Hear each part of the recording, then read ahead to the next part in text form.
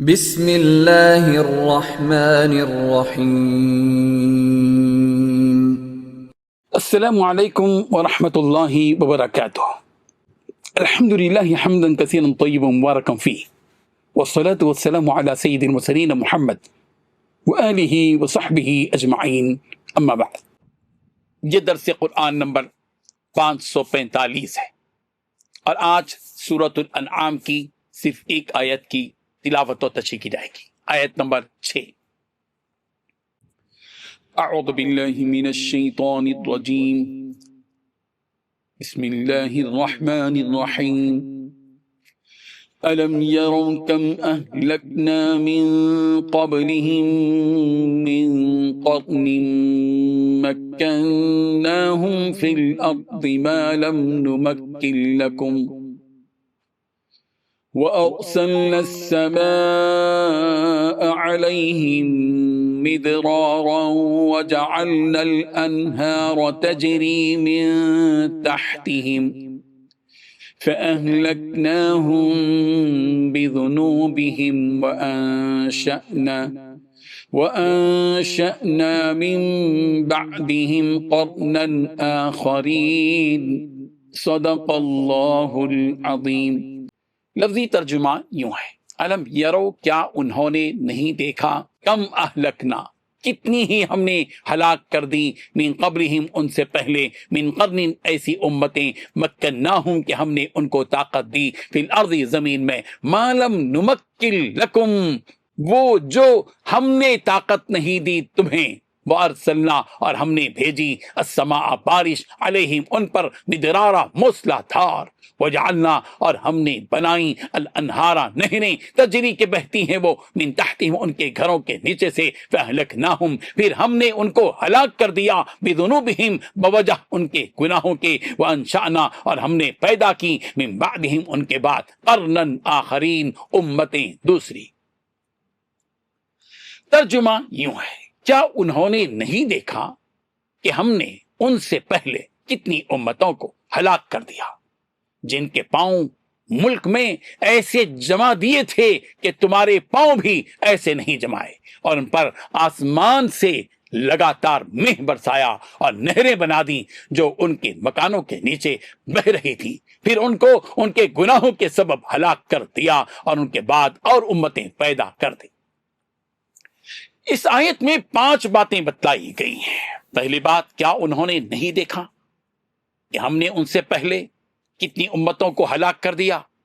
دوسری بات، ہم نے ان کو زمین میں ایسا اقتدار دیا تھا جو تم کو نہیں دیا۔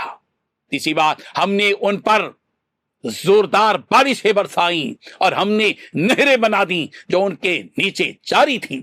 چوتھی بات، پھر ہم نے ان کو ان کے گناہوں کے سبب ہلاک کر دیا۔ پانچویں بات، ان کے بعد دوسری امتیں ہم نے پیدا کر دی۔ حاضرین و ناظرین، ہمارا شمار آخری امت میں ہے، اور اس آخری امت کی ہدایت کے لیے آخری نبی حضرت محمد مصطفیٰ صلی اللہ علیہ وسلم کو دنیا میں بھیجا گیا، اور اس امت سے پہلے متعدد امتیں گزریں، اور ان کی جانب متعدد انبیاء کرام علیہ السلام کو بھیجا گیا۔ ان قوموں میں سے بہت سی قوموں نے ان نبیوں کو جھٹلایا، انکار کیا، ان کا مذاق اڑایا، یہاں تک کہ بعضوں نے بعض نبیوں کو قتل بھی کر دیا۔ آخری پیغمبر رسول عربی محمد مصطفیٰ صلی اللہ علیہ وسلم کو بھی مکے کے مشرکین نے جھٹلایا، آپ علیہ الصلوۃ والتسلیم کو ایذائیں دی اور آپ کا مذاق اڑایا۔ مکے کے مشرکین تجارت کی غرض سے ملک شام جایا آیا کرتے تھے، اس سفر میں مدینہ منورہ کے یہودیوں پر سے بھی ان کا گزر ہوتا تھا۔ ملک شام میں نصارہ آباد تھے، ان یہود و نصارہ سے جب مکے کے مشرکین کی ملاقاتیں ہونے لگیں تو انہیں گزری ہوئی قوموں کے واقعات کا علم ہونے لگا۔ یہ لوگ گزری ہوئی قوموں کی بربادی کے حالات بھی سنتے تھے، بلکہ مکے سے ملک شام آتے جاتے ان قوموں کی بربادی کو اپنی آنکھوں سے دیکھا کرتے تھے۔ حضرت صالح علیہ السلام کی قوم جو قوم سمود سے معروف ہے، انہوں نے پہاڑوں سے تراش کر جو گھر بنائے تھے، تبوک کے راستے میں آتے جاتے مکے کے مشرکین ان گھروں کو دیکھتے تھے، اس کی ویرانی اور بربادی ان کے سامنے تھی۔ اصحاب فیل کا واقعہ بھی ان کے ذہنوں میں تازہ تھا کہ ابرہہ نے کعبۃ اللہ پر جو حملہ کیا تو اس کا کیا انجام ہوا۔ اس واقعے سے مکے کا ہر بچہ، بوڑھا اور جوان واقف تھا۔ اس آیت میں اللہ تعالیٰ نے گزری ہوئی قوموں کا تذکرہ، ان کا انجام بیان کیا ہے کہ کیا یہ لوگ نہیں دیکھتے کہ ان سے پہلے ہم نے کتنی قوموں اور امتوں کو ہلاک و برباد کر دیا۔ انہیں اس حقیقت سے باخبر کیا جا رہا ہے کہ ہم نے زمین میں ان گزری ہوئی قوموں کو جو اقتدار دیا تھا، ایسا اقتدار اے مکے کے مشرکوں تم کو بھی نہیں دیا۔ تم سے پہلی قوموں پر بارشوں کا نزول ہوا اور بارش کی کثرت نے ان کی زندگیوں میں باغ و بہار پیدا کیا۔